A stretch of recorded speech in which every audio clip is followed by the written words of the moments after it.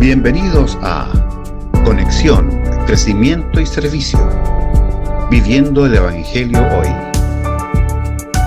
Un espacio de la Iglesia Cristo Eterno Redentor de enseñanzas, noticias y conversación. Visítanos y síguenos en el canal de YouTube y nuestro fanpage Cristo Eterno Redentor.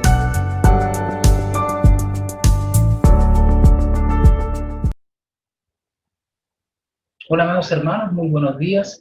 Nuevamente aquí estamos una mañana más para compartir en el programa Conexión, Crecimiento y Servicio, Viviendo el Evangelio Hoy. Y en esta oportunidad continuaremos con el estudio del libro de los Hechos, la segunda parte ya del libro de los Hechos, capítulo 14 en adelante. Vamos a ver sobre el primer viaje de Pablo. Ya vimos la primera parte la semana anterior.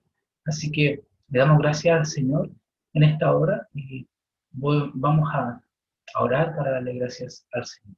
Padre amado, gracias te damos por tu misericordia, por tu bondad y tu fidelidad, Señor. Gracias porque tu misericordia se renueva sobre nosotros cada mañana, Señor.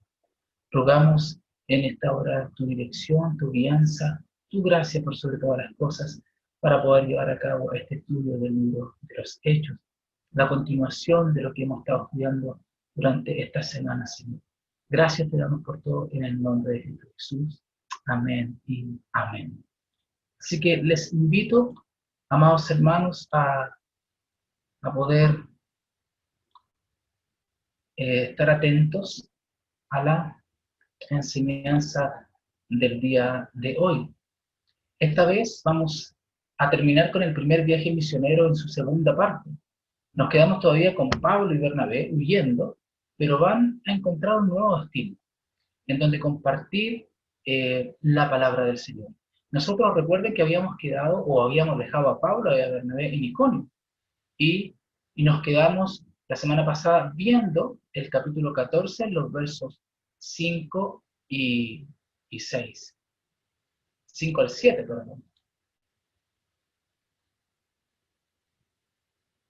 Y dice la Escritura: pero cuando los judíos y los gentiles, juntamente con sus gobernantes, se lanzaron a afrentarlos y apedrearlos, habiéndolos salido, huyeron a Listra y Derbe, ciudades de Licaonia, palabra difícil de pronunciar, y a toda la región circunvecina, y allí predicaban el Evangelio.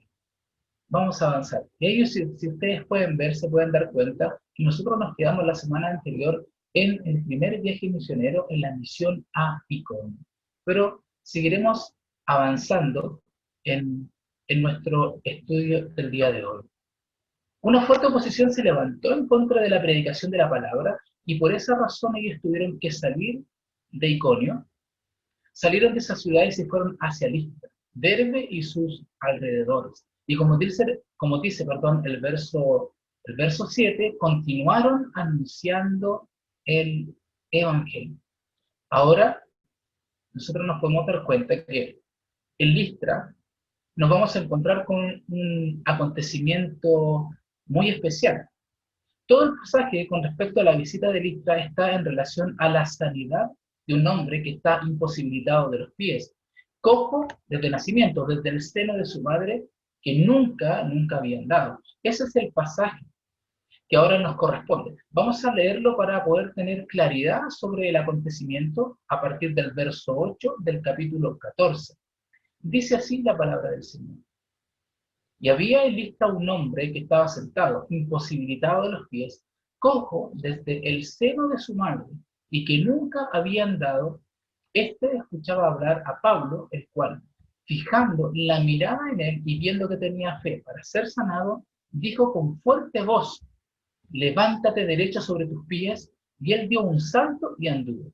Cuando la multitud vio lo que Pablo había hecho, alzar la voz diciendo, del idioma del Licaónico: los dioses se han hecho semejante a hombres y han descendido a nosotros.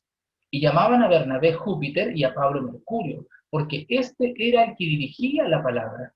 Y el sacerdote de Júpiter, cuyo templo estaba en las afueras de la ciudad, trajo toros y guirnaldas a las puertas, y quería ofrecer sacrificios juntamente con la multitud.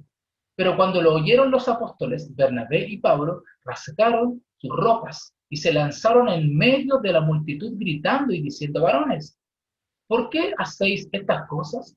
Nosotros también somos hombres de igual naturaleza que vosotros, y os anunciamos el Evangelio para que os volváis de estas cosas vanas a un Dios vivo que hizo el cielo y la tierra y el mar y todo lo que en ellos hay, el cual en las generaciones pasadas permitió que todas las naciones siguieran sus propios caminos, y sin embargo no dejó de dar testimonio de sí mismo, haciendo bien y dando lluvias del cielo y estaciones fructíferas, llenando vuestros corazones de sustento y alegría.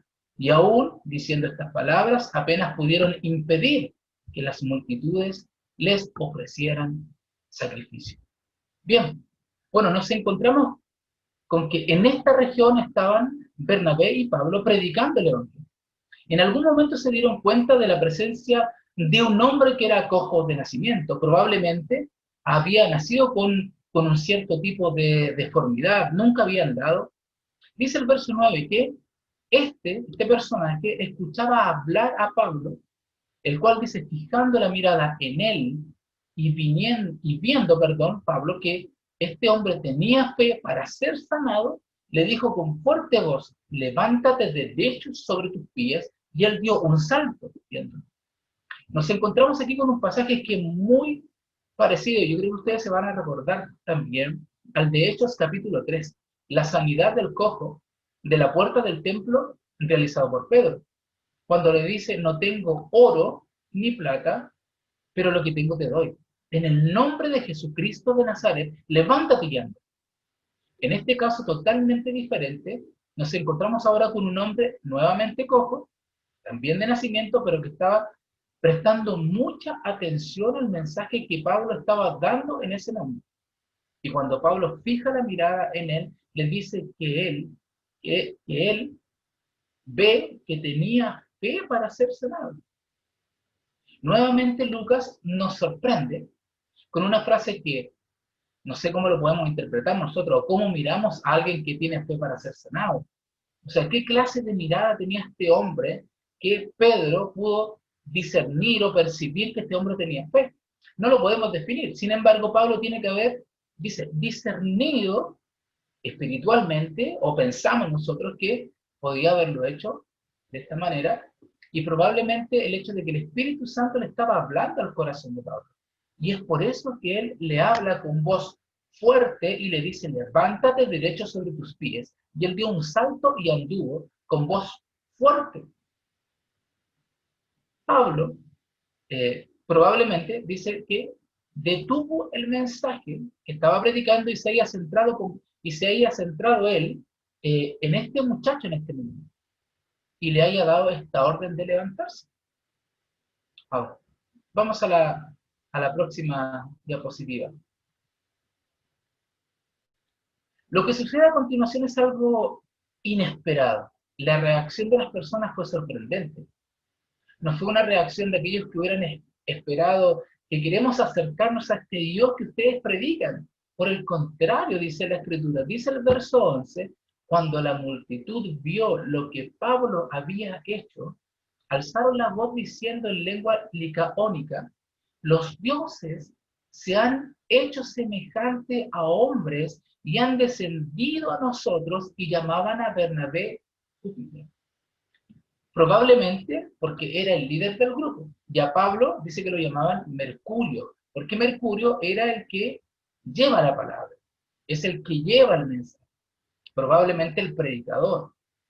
Y como dice ahí, era el que dirigía la palabra.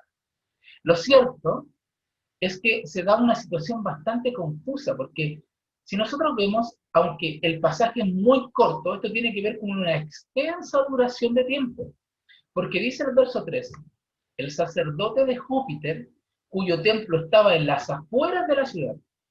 O sea, si nosotros pensamos, fueron donde el sacerdote. No sabemos si el sacerdote estaba presente durante el milagro. Luego dice, salió a su templo puso toros y guirnaldas a las puertas, o sea, preparó todo un sacrificio, lo cual esto demandaba tiempo para poder hacer estas cosas. Cuando los apóstoles se dieron cuenta, simplemente dijeron, y aquí, ¿qué está pasando? ¿Por qué están haciendo esto? Les dice. Ellos rasgan sus vestiduras como buenos judíos. Probablemente estos griegos no tenían idea o no sabían exactamente lo que ellos estaban haciendo. Ahora, surge una pregunta acá. ¿Cuáles son las lecciones que nosotros debemos sacar de este pasaje? Porque si nosotros vemos el final del pasaje, vamos a darnos cuenta de que es un final bastante crítico. Pablo fue apedreado y algunos lo consideraron muerto en Listra después de toda esta efervescencia. Bueno, el punto es, ¿qué lecciones podemos sacar de este milagro? Bueno, en primer lugar, vemos un drama, el drama misionero. Este milagro no está sucediendo en medio de la sinagoga o delante de prosélitos judíos, sino que está sucediendo en una población totalmente pagana.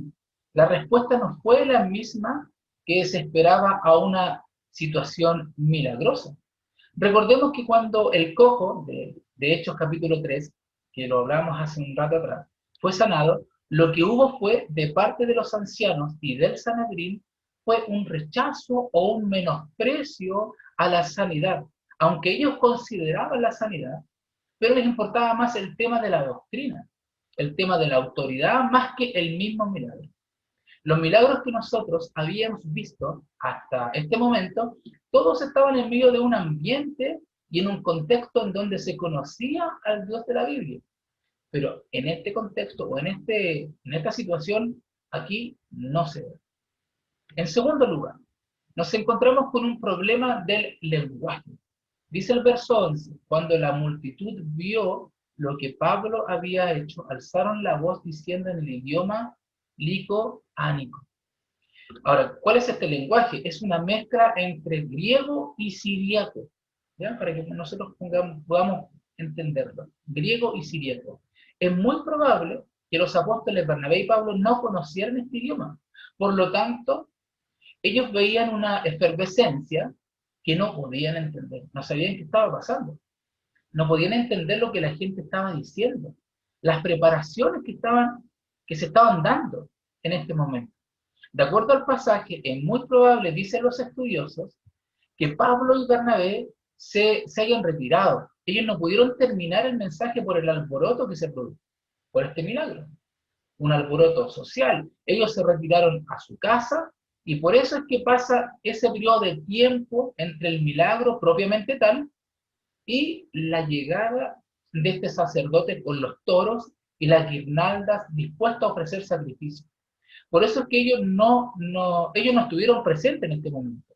Cuando ellos volvieron, o cuando volvieron a salir, ahí recién entendieron lo que estaba sucediendo. Entonces, ¿qué es lo que vemos acá? Hay un problema de sincretismo religioso. Cuando hablamos de sincretismo religioso, estamos diciendo de tratar de poner juntas dos filosofías que se oponen entre sí. En este caso, estamos hablando de los dioses griegos con el cristianismo. Se estaba tratando de vincular y generar una unidad entre el milagro y la religión, y la religión griega. Había un posible problema. Llamaban a Bernabé Júpiter, a Pablo lo llamaban Mercurio, porque este era el que dirigía la palabra. El sacerdote de Júpiter, cuyo templo estaba en las afueras de la ciudad, recordemos eso, trajo toros y guirnaldas para ofrecerle sacrificios a estos hombres. Lo que encontramos también es que debido a este primer enfrentamiento en una población totalmente pagana, debido a la dificultad del lenguaje, la aceptación del cristianismo, sin cambiar las reglas, sin renunciar a la religión, todo esto produjo una crisis que trajo consigo una reacción, una necesidad de clarificación, pero aquí hay un punto importante, una clarificación tardía de los testigos. Y aquí hay algo muy sutil que tiene que ver con la interpretación. Cuando Pedro le dijo al cojo de la puerta del templo, recuerden, Hechos capítulo 3, le dijo así: ni plata ni oro tengo, pero lo que tengo te doy. En el nombre de Jesús, levántate y anda. Pero es muy distinto a lo que nosotros encontramos aquí en el verso 10, que la fórmula de sanidad de Pablo es simplemente levántate derecho sobre tus pies. Recordemos que a lo largo de todo el libro de los Hechos, el testigo tiene que recalcar la fuente, tiene que doblegarse ante la soberanía de Dios. El testigo reconoce quién es y reconoce quién es el Señor el que realiza los milagros. Aquí nos encontramos con un proceso confuso, en donde Pablo está predicando, detiene la predicación, le da una orden de sanidad a un hombre, este hombre reacciona milagrosamente, entendemos que por el poder de Dios, pero el nombre del Señor no es exaltado. Y por lo tanto se produce toda una confusión que no solamente tiene que ver con la actitud de los apóstoles, sino también con todo el problema cultural. Ellos tratan de clarificar las cosas, ellos se rasgan sus ropas, o sea, reconociendo que hay un problema. Pero este rasgarse la ropa forma parte de la cultura judía, no forma parte de esta cultura pagana. En el verso 15 dice así: reconocen, nosotros también somos hombres, ellos reconocen tardíamente, nosotros somos hombres de igual naturaleza que vosotros y os anunciamos el Evangelio para que os volváis de estas cosas a un Dios vivo que hizo el cielo y la tierra, el mar y todo lo que en ellos hay, el cual en las generaciones pasadas permitió que en todas las naciones pasadas siguieran en sus propios caminos. Sin embargo, este deseo de clarificar fue un poco tardío. Nosotros siempre hemos encontrado en los mensajes anteriores como la clarificación: quién soy yo, quién es Él, dónde nosotros estamos, quién es Jesús, qué ha hecho Él. Es sumamente introductorio y eso es algo que nosotros debemos recordar. Debemos mantenerlo con claridad y con precisión. ¿Qué es lo que quiere decir? ¿Qué es lo que quiero decir con esto? Que debemos tener claro nuestra posición como testigos. Cristo es el Señor. Dios es el autor y el consumador de nuestra fe. Dios es el que produce, el que hace el milagro. El Espíritu Santo es el que convence de pecado, de justicia y juicio.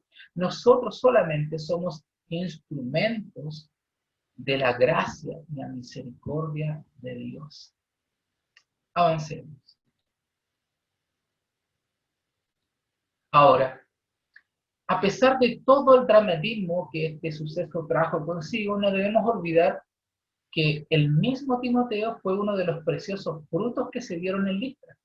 A pesar de todos los acontecimientos, sucesos negativos que pasaron durante su primera visita, cuando Pablo y Bernabé regresan en el viaje de vuelta para terminar el primer viaje misionero en Hechos 16, nosotros nos vamos a encontrar que cuando dice, pongan atención, dice: llegó también a Derbe y a Listra, y estaba allí cierto discípulo llamado Timoteo, hijo de una mujer creyente, pero de padre griego, del cual hablaban elogiosamente los hermanos que estaban en Listra y en Iconio.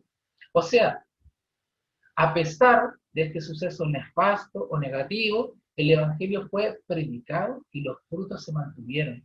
Y eso es algo que nosotros debemos considerar. Avancemos.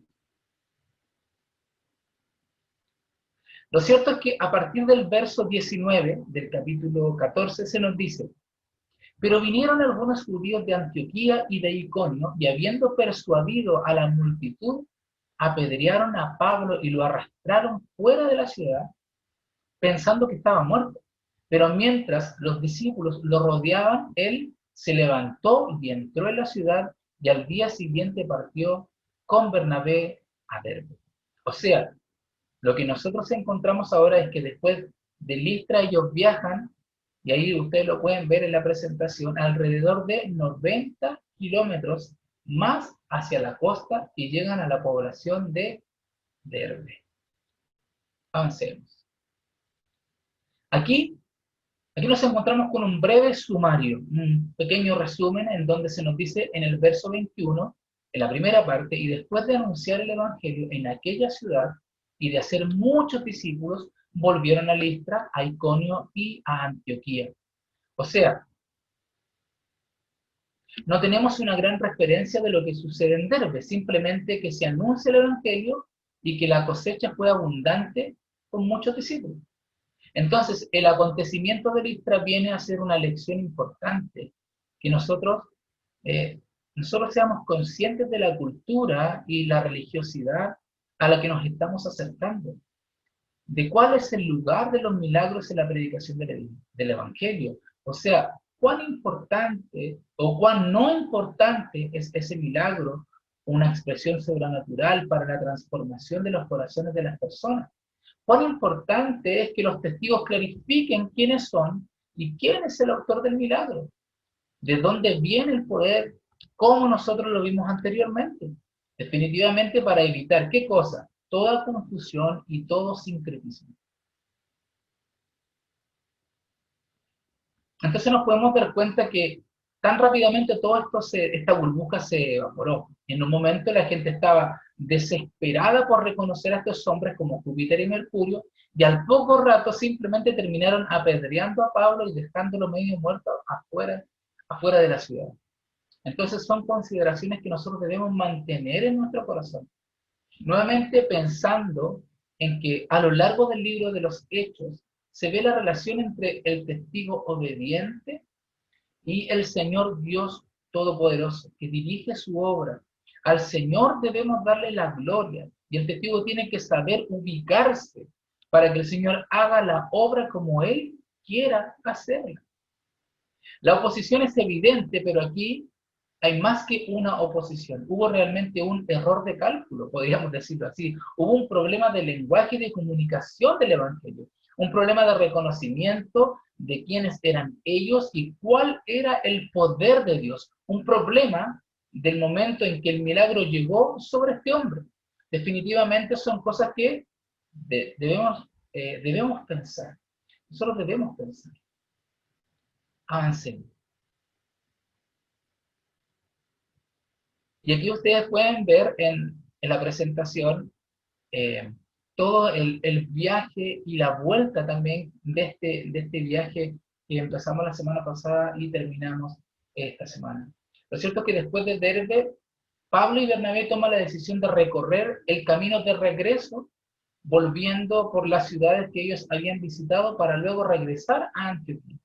Es interesante notar que a pesar de la oposición en Listra y la oposición en Iconio, que fue bastante cruel, ellos deciden valientemente volver sobre sus pasos para poder confirmar a los discípulos que ellos habían dejado en el camino. Entonces, esto es algo para considerar. Para ellos no era tan importante su vida como la preservación de la iglesia y el encomendar a los discípulos a la gracia del Señor. Avancemos. Ahora nosotros nos encontramos de aquí en adelante desde el verso 21, que nos habla de la tarea de vuelta a casa, las tareas posteriores a la evangelización. ¿Qué es lo que Bernabé y Pablo decidieron hacer luego de evangelizar? Vamos a leer a partir del verso 22. Dice así: fortaleciendo los ánimos de los discípulos, exhortándolos a que perseveraran en la fe y diciendo, es necesario que a través de muchas tribulaciones entremos en el reino de Dios. Después que les designaron ancianos en cada iglesia, habiendo orado con ayunos, los encomendaron al Señor en quien habían creído.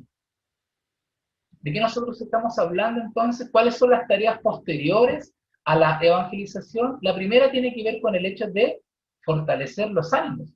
¿Cuál es la idea de fortaleza de ánimo? Tiene que ver con el hecho de vigorizar a los discípulos en la fe que ellos estaban creyendo, en lo que ellos estaban creyendo. Es hacerles ver de una manera evidente que que es necesario mantener el vigor y la fuerza espiritual a pesar de los tiempos que nosotros o que ellos estaban viviendo. Yo creo que todos nosotros necesitamos en algún momento que se fortalezcan nuestros ánimos. No se trata solamente de que se nos dé una nueva creencia, sino que se nos haga ver con nuevos bríos lo que nosotros ya estamos creyendo. Que se vuelva a resaltar el valor de la obra de Cristo en nosotros. Que se vuelva a resaltar las decisiones que nosotros hemos tomado. El testimonio de dónde hemos salido y dónde estamos nosotros ahora por la gracia de nuestro Señor. Fortalecer los ánimos. Es un trabajo importante que muchas veces nosotros descuidamos. Necesitamos por nuestras características como seres humanos ser fortalecidos en nuestro ánimo, en nuestra alma, en nuestro hombre interior, en nuestra disposición continuamente. Lo segundo que encontramos es una excepción a la perseverancia en la fe, a mantenernos en la fe. Y ustedes ven que estas dos cosas están muy ligadas. La fortaleza de ánimo y la exhortación a perseverar en la fe, a mantenerse en los caminos del Señor. Esto no significa que Pablo y Bernabé les pintaron un camino falso, ¿cierto? Un camino de color de rosa, sino que por los últimos sucesos en Iconio y en Listra, ellos sabían que las cosas no iban a ser sencillas. Entonces, el final del verso 22, ¿qué nos dice? Es necesario que a través de muchas tribulaciones entremos en el reino de Dios. Quizás no es el mejor mensaje de propaganda, ¿cierto? Exitista, que nos va a ir bien, de que va a ser todo de la mejor manera.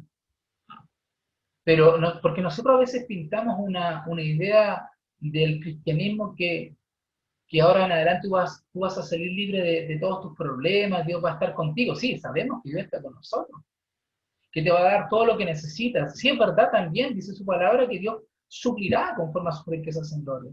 O que va a llenarte la billetera. Pero no es tan así. Que no va a haber ninguna enfermedad. O que nunca te va a pasar nada. O que nunca vas a sufrir. Sin embargo, la Escritura dice otra cosa.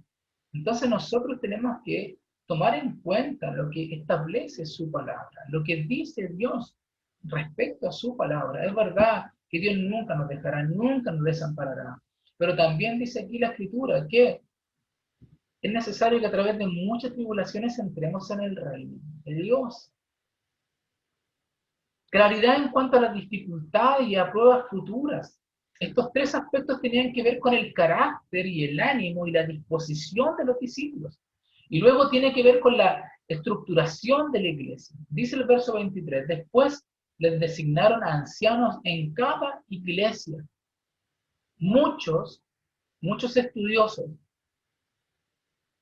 se preguntan, ¿cómo pueden nombrarse ancianos después de tan poco tiempo? Nosotros debemos recordar que, básicamente, Lucas no nos da una ventana de tiempo, pero definitivamente este primer viaje misionero, no estamos hablando de una década, entonces ellos iban pasando por las ciudades. ¿Cómo es que designan ancianos? Bueno, lo que nosotros tenemos que entender es que la iglesia necesita de algún tipo de organización. Y que los ancianos tenían que ver con hombres que estuvieran dispuestos a vivir en una dependencia completa del Señor y que hayan reconocido en el corto tiempo una vida consagrada a Él, una búsqueda del Señor, un alejamiento de una vida de pecado y una disposición a buscar y a conocer más al Señor. Entonces, eso es lo que Pablo y Bernabé están haciendo. Les designan ancianos en cada iglesia, pero esto no es una decisión a la ligera, porque dice la segunda parte del verso 23, habiendo orado, dice, con ayunos, los encomendaron al Señor en quien habían creído. Ahí, me había pasado, así que volví atrás en la presentación. Hay una invocación y una encomienda final al Señor. No se habla de un ayuno, sino que dice, habiendo orado con ayunos. Señor, ten misericordia de estos líderes. Ten misericordia de esta iglesia. Señor, por favor, provee con tu presencia y tu dirección para que esta iglesia pueda crecer conforme a tu voluntad. Finalmente, hermano, este liderazgo oficial débil fue consagrada a un Dios todopoderoso. Lo que nosotros creemos es que el Espíritu Santo dirige a su iglesia. O sea, no está en la fortaleza del liderazgo, sino en la fortaleza de Dios ante un liderazgo débil, que se consagra a este Dios todopoderoso. Debemos recordar esto siempre. Somos personas que fallamos, somos personas que pecamos, somos personas que necesitamos la gracia de Dios, necesitamos la sabiduría de Dios, necesitamos la misericordia del Señor. ¿Ya? Así que debemos siempre tener presente. Por eso es que el pasaje termina diciendo, los encomendaron al Señor en quien habían creído. ¿Quién tiene el control de la iglesia entonces? El Señor, por supuesto. Y aquí se evidencia la fe de los apóstoles, creyendo que estas iglesias no quedan abandonadas, sino que quedan sostenidas por el Señor de la iglesia. O sea, allí radica el poder. Entonces, estas son las tareas posteriores a la evangelización: animar, fortalecer, clarificar que Dios tiene el control de su iglesia. Lo que tiene que quedar claro es que son dos tareas. Una tarea tiene que ver con la exhortación y la fortaleza de los ánimos, y la segunda tiene que ver con el ordenamiento de la iglesia y la presencia de Dios. Avancemos. Dice el verso 24 y 25. Pasaron por Pisidia y llegaron a Panfilia, y después de predicar la palabra en Pérgues, descendieron a Atalia. Ahora, ¿qué encontramos nosotros acá? Es que ellos vuelven a Pérgues. Al parecer, en la visita anterior, y vivió el problema con Juan Marcos, yo creo que ustedes se recuerdan de la clase anterior, no predicaron el evangelio en esta ciudad. Por eso es que los apóstoles se sentían deudores con sus habitantes, y en el camino de regreso a Antioquía se detuvieron para predicar el evangelio. Recuerden ustedes que al llegar a Pérgues hubo la crisis con el equipo misionero. Juan Marcos se volvió a Jerusalén. Ellos decidieron subir a Antioquía de Pisidia. Es muy probable que ellos no hayan estado dedicados a la predicación del evangelio de esa ciudad, producto de las tensiones ministeriales internas. Y por eso es que a la vuelta o de regreso deciden predicar el evangelio. Avancemos. Entonces, vamos a seguir ahora. Viene ya el trabajo final, dice el verso 26, y de allí se embarcaron para Antioquía, donde habían sido encomendados a la gracia de Dios para la obra que habían cumplido. Cuando llegaron y reunieron a la iglesia, informaron de todas las cosas que Dios había hecho con ellos y cómo había abierto a los gentiles la puerta de la fe, y se quedaron mucho tiempo con los discípulos. ¿Y encontramos aquí entonces? Simplemente después de este primer y glorioso viaje misionero, dice que ellos habían sido encomendados a la gracia de Dios, y la gracia de Dios nosotros lo podemos ver que fue suficiente. Ellos fueron encomendados a la misericordia del Señor, y ellos no tenían ni la capacidad, ni la preparación, ni todo lo suficiente para poder emprender este viaje misionero, pero en la gracia de Dios fueron suficientes. Ellos reunieron a toda la iglesia. Este primer viaje misionero no demandaba solamente un informe a las autoridades, como lo hicieron en otras ocasiones, sino que convocaron a toda la iglesia. Toda la iglesia fue convocada, y en la primera parte del versículo 27 dice así: cuando llegaron y reunieron a la iglesia, informaron de todas las cosas que Dios había hecho con ellos, y cómo había abierto a los gentiles la puerta de la fe. Informaron de todo lo que Dios había hecho. Lo que Dios había hecho con ellos. No es lo que Dios había hecho a través de ellos, sino con ellos. O sea, la obra que el Señor había trabajado aún en sus propias vidas. Y la puerta de los gentiles fue abierta por el Señor. Nuevamente, el protagonismo del Señor es evidente. Recuerden, en este libro de los Hechos vemos constantemente esta soberanía, la dirección del Espíritu Santo. Ahora, de una manera total, el mundo gentil se ve abierto para el Evangelio, y ya las iglesias habían sido establecidas. Finalmente, el verso 28 nos dice que ellos recargaron baterías y se quedaron mucho tiempo con los discípulos participando todavía en la iglesia. Avancemos. En este tiempo, que de acuerdo a Clinton Arnold, que es un estudioso del libro de los Hechos, Pablo se entera de que un grupo de judíos creyentes, celosos de la ley, visitan a los nuevos creyentes en Galacia del Sur, que es la iglesia que él acababa de fundar, y empezaron a alterar sus enseñanzas. En respuesta, Pablo escribiría su primera carta, la de los Gálatas. Esto es para ubicarnos históricamente, porque este problema va a suscitar el Concilio de Jerusalén, que aparece completamente en el capítulo 15. Y eso lo vamos a ver la próxima semana. ¿Cómo definiríamos el Concilio de Jerusalén? Como el peligro del rompimiento de la unidad de la iglesia. Nosotros hemos visto cómo hasta el momento el Señor, de una manera delicada, ha promovido la unidad de la iglesia en todo momento. En primer lugar, los discípulos de Jesucristo con la religión judía, los discípulos de Jesucristo con los samaritanos, los discípulos de Jesucristo con los gentiles, la iglesia de Antioquía en relación con la iglesia de Jerusalén. De una manera u otra, la unidad había sido preservada.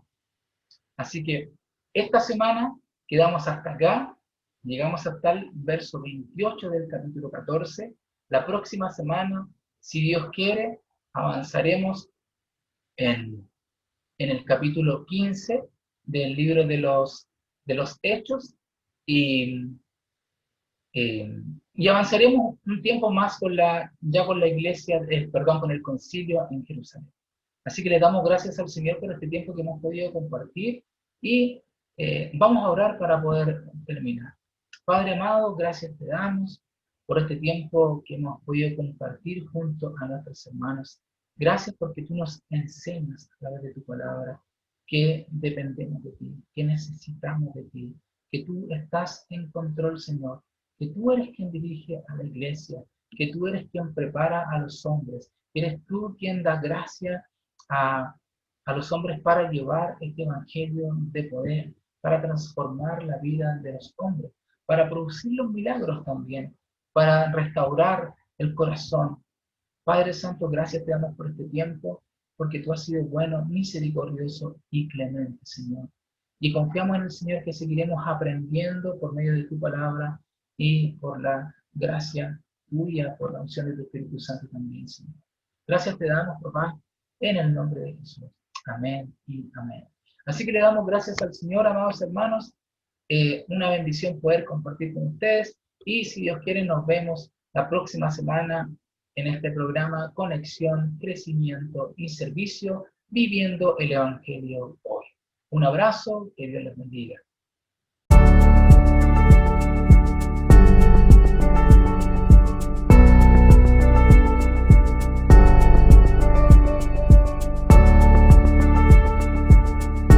Bienvenidos a Conexión, Crecimiento y Servicio, viviendo el Evangelio hoy. Un espacio de la Iglesia Cristo Eterno Redentor de enseñanzas, noticias y conversación.